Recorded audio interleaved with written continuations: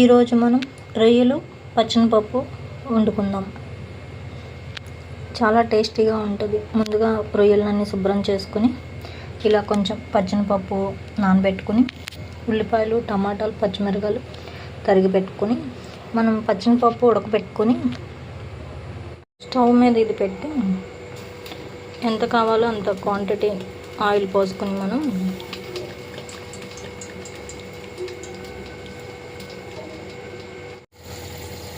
Oil మరిగిన తర్వాత ఉల్లిపాయలు, పచ్చిమిరపకాయలు వేసుకోవాలి.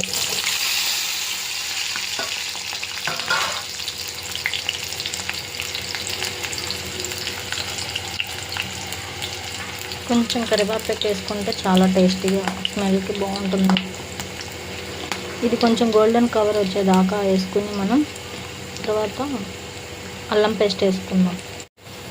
ఇలా గోల్డెన్ కలర్ వచ్చిన తర్వాత కొంచెం అల్లం పేస్ట్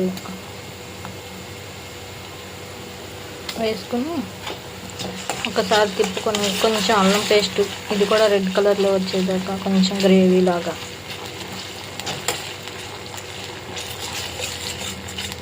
అడుగంటకుండా తిప్పుకుంటా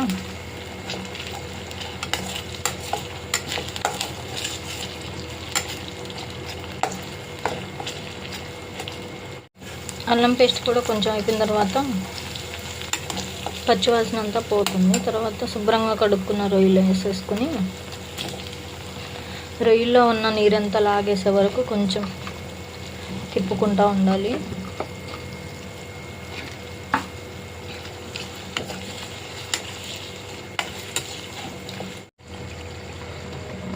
లైట్గా పసుపు జల్లుకోవాలి.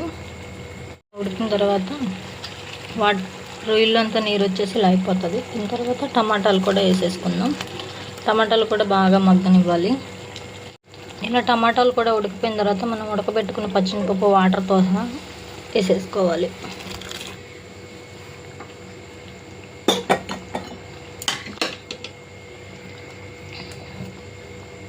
తర్వాత కొంచెం ఉప్పు, రుచికి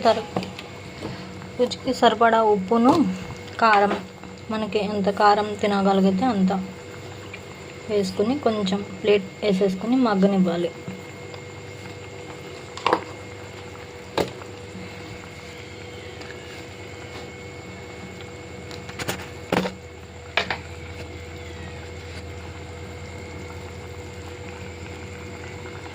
మేమైతే కొంచెం ఎక్కువే తింటాం కారం.